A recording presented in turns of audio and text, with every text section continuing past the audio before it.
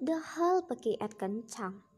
Koper abu-abu milik Ed yang seharusnya berisi pakaian mahal miliknya, oleh-oleh untuk para gadisnya, laptop kerja, beberapa dokumen, majalah dewasa, miliaran berupa isi menjadi mini set. Celana dalam berbentuk bebek, beberapa kaos oblong yang semuanya bergambar bebek. Celana pendek, beberapa alat make up, dan apa ini? Boneka bebek kumal berbentuk bebek yang penuh dengan ilar. Oh good. Sontak Ed langsung melempar semua barang itu ke lantai. Ia memijit dahinya yang terasa pening saat ini. Dadanya bergemuruh hebat. Bagaimana ini bisa terjadi? Cade! Suara Ed melengking di akhir membahana saat Tero mention.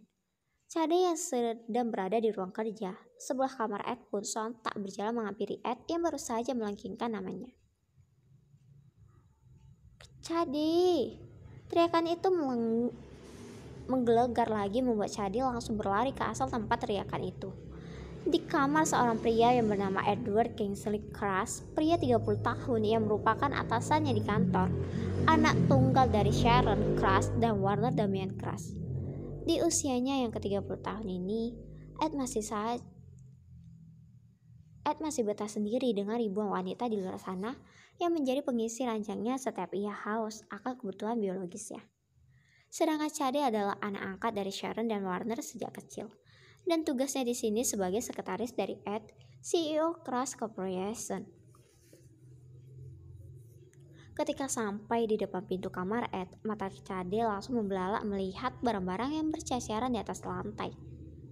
Mata Cade mengarah ke koper abu-abu milik Ed yang terbuka dan kosong. Lalu maniknya teralihkan lagi ke arah barang-barang aneh yang berada di atas lantai kamar. Cade kemudian menaikkan pandangannya pada sang tuan muda yang terlihat menggeram emosi. Ada apa? Kau masih bertanya ada apa? Kenapa koperku malah berisi barang-barang anak SD? Cade Halderman, teriak Ed dengan memanggil nama lengkap Cade sambil menatap Cade nyalang. Dadanya naik turun menahan emosi. Bagaimana bisa Cade seceroboh itu? Cade gelagapan ketika Ed menatapnya tanpa berkedip. Bahkan kedua bola matanya seakan ingin keluar dari tempatnya. Seingatnya ia tidak pergi kemana-mana dan koper itu terus berada di sebelahnya. Andaikan dicuri pun seharusnya koper itu tidak mungkin ada di sini. Bahkan ia sendirilah yang menaikkan koper itu ke bagasi mobil. Tapi seingatnya itu juga milik Ed. Selama Cade menunggu Ed di ruang tunggu pun, ia tidak merasa ada orang yang berdiri di sebelahnya. Apa koper Ed bisa berjalan? Entahlah, Cade pusing menebaknya. Cade Halderman, suara Ed mulai merendah pertanda emosi. Ketika melihat Cade yang hanya diam mematung sambil menatap barang-barang yang berserakan di lantai. Aku ingat Ed, aku tidak mungkin menukarnya ataupun salah mengambil. Bela Cade pada dirinya sendiri sambil berusaha untuk tenang dan terlihat meyakinkan. So, can you tell me what happened with my fucking suitcase? Jadi, dapatkah kamu menjelaskan tentang apa yang terjadi pada koperku?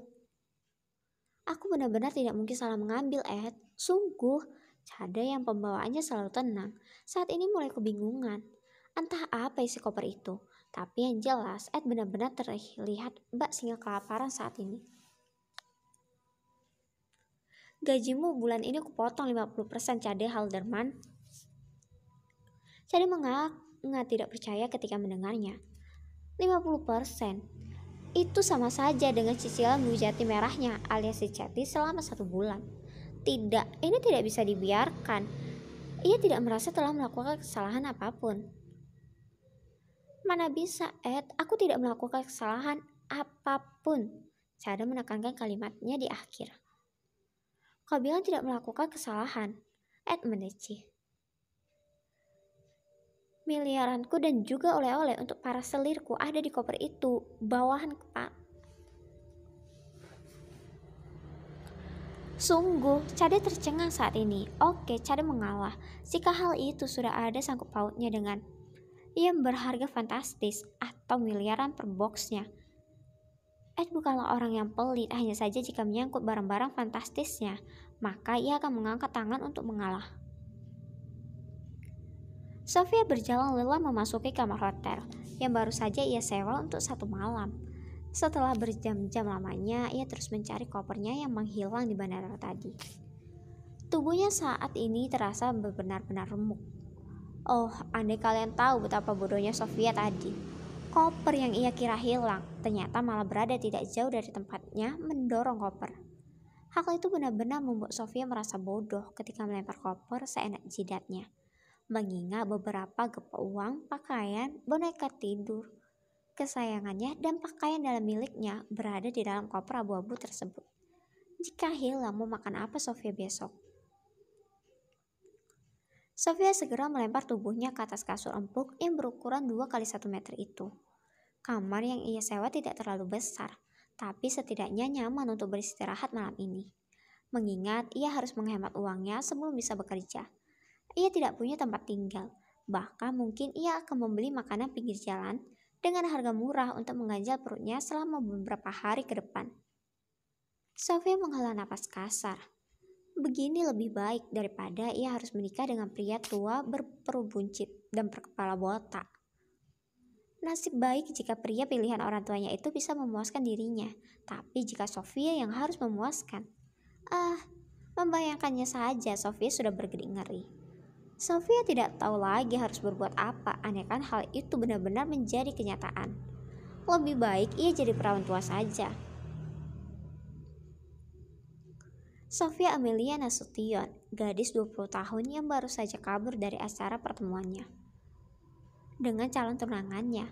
Tidak main-main untuk kaburnya kali ini. Jika biasanya ia pergi keluar kota, maka kali ini ia sampai harus mengocek uang tabungannya agar bisa kabur ke luar negeri. Sofia kemudian bangkit dari lamunannya dan berjalan lunglai menuju kopernya yang tergeletak di pinggir sofa. Ketika tubuhnya semakin mendekat ke arah koper, Sofia mengeritkan dahi. Sejak kapan ada stiker bergambar aneh di kopernya? Di sana ada gambar, entahlah, atau sebuah emoticon buah peach. Sofia tidak bisa memastikan hal itu. Ia kemudian hanya menghendingkan bahunya tak acuh, berusaha tak memperdulikan hal-hal yang memang seharusnya tidak perlu diperdulikan. Sofia menundukkan dirinya di atas lantai. Tangannya dengan gesit membuka zipper koper yang anehnya gemboknya sudah terbuka sendiri. Sofia rasa ia tidak membuka kopernya sama sekali. Tapi bodo amatlah, ia sudah terlalu lelah dan memusingkan hal yang tidak berfaedah. Mata Sofia kemudian membelalak lebar dengan mulut cengong ketika kopernya sudah terbuka lebar. Ia benar-benar ingin berteriak sekencang-kencangnya, menghancurkan seluruh isi di dunia saat ini. Bagaimana tidak, koper yang ia bawa, ia seharusnya berisi barang-barang miliknya. Saat ini berubah isi. Dan isinya sama sekali bukan barang milik Sofia. Sofia memejamkan mata, kemudian menarik napas pelan dan menghembuskannya lagi. Terus begitu hingga berulang kali, berusaha menetralkan amarah yang ingin menyembur. Dan setelah dirasa tenang, ia baru mengeluarkan satu persatu barang tersebut. Bilang saja lancang, tapi Sofia berpikir realistis.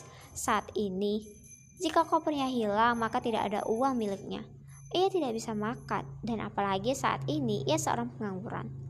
Dan jika di dalam koper ini ada barang berharga atau uang, maka sama saja orang yang membawa koper Sofia impas. Sama-sama untung. Dia dapat barang milik Sofia dan Sofia dapat barang miliknya. Barang yang pertama ia lihat adalah sebuah pakaian seksi yang biasa dilebur lingerie. Sofia mengangkat barang yang berwarna merah terang itu dan menatapnya aneh. Ia memutar barang itu ke kanan dan ke kiri, lalu bergedik ngeri. Tanpa pikir panjang, ia langsung melempar barang itu ke sembarang arah. Apa koper ini punya seorang maniak? Itu yang ada di pikiran Sofia saat ini. Dan ia menemukan lagi di bawahnya terdapat lingerie dengan motif yang sama tetapi berwarna hitam, dan ada lagi lingerie yang berwarna biru tua, metalik, lalu di bawahnya ada bikini dengan warna merah muda, mengkilap dan hitam. Kurasa ini benar-benar milik seorang maniak, decak Sofia sebal ketika tak menemukan uang atau barang berharga lainnya. Kemudian matanya menemukan sesuatu yang berada di bawah tumpukan linjer itu. Sebuah kotak yang ukurannya lumayan besar. Apa ini uang? Membayangkannya saja wajah Sofia sudah bersinar dan dengan cerah bak mentari Teletubbies. Senyum Sofia semakin mereka dengan sempurna ketika ia mengangkat kotak tersebut. Kotak itu berat, pasti uangnya bergepok-gepok, batinnya senang. Sofia benar-benar merasa bahagia sekarang. Tangannya pun dengan cekatan membuka kotak hitam yang bertulisan sebuah merek atau nama. Entahlah, Sofia tak peduli, yang penting isinya uang. Apa ini? Dahi Sofia berkerut ketika kotaknya sudah terbuka. Isinya bukan uang, melainkan sebuah benda yang terbungkus oleh plastik aluminium tebal dengan berbagai warna di setiap barisnya. Dan semua berbaris sesuai dengan warna masing-masing. Sofia mengambil satu bungkus. Ia kemudian membolak-balik bingkisan persegi panjang tipis itu. Tapi matanya tak menemukan apapun. Hanya ada tulisan seperti yang terdapat di bungkus kotak. Mengingat tingkat kekepoan Sofia yang mendewa, ia pun langsung membuka plastik aluminium tersebut. Dan isinya benar-benar membuat Sofia ingin mengumpat. Sial, apa-apaan ini?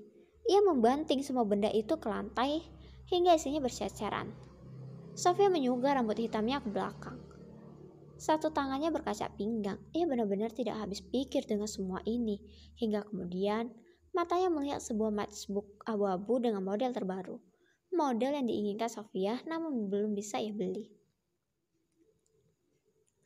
Matanya langsung berbinar cerah melihat matchbook itu.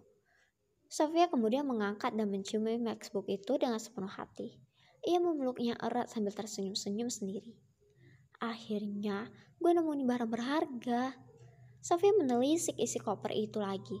Siapa tahu ada barang berharga lainnya di dalam situ.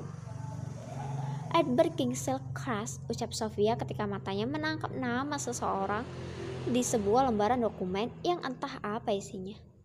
Tangan Sofia mengeker-eker isi dari koper itu. Berusaha mencari baju yang lebih terlihat benar daripada sebuah linjer. Pakaian laki-laki. Sofia mengangkat kaos berwarna putih, hitam, dan abu-abu itu dengan bina senyum lega. Akhirnya ada baju yang lebih bisa ia pakai, meskipun itu hanya beberapa setel saja. Wow, gede banget. Oke, gak apa-apa, selama masih bisa dipakai, kan lumayan. Lagian ini kelihatannya baju mahal, gumamnya seraya membolak-balik baju itu. Siapa tahu bisa dijual. Jadi ia bisa membeli baju yang ukurannya lebih kecil dan harga yang murah tentunya. Selain kaos, Sofia juga menemukan celana sepanjang lutut sebanyak 3 biji, serta sebuah boxer yang ukurannya 3 kali lipat lebih besar dari tubuh langsingnya. Sofia mengangkat boxer berwarna hitam itu dengan cara mengapitnya menggunakan jari telunjuk dan jempol. Kemudian ia menatap boxer itu dengan lekat. Menurut penerawangan gue, kayaknya koper ini punya seorang aki-aki tua dengan perut buncit dan pantat lebar, ucap Sofia bak seorang peramal handal. Kepalanya menengok lagi ke koper yang kelihatannya masih ada isinya. Sofia mengembuskan nafas kasar ketika ia malah menemukan sebuah majalah dewasa dengan sebuah foto vulgar di sampul majalahnya. Oh god, gue bener-bener gak hoki banget dengan menemukan koper ini. Moga aja gue gak ketemu dengan maniak seks pemilik koper ini.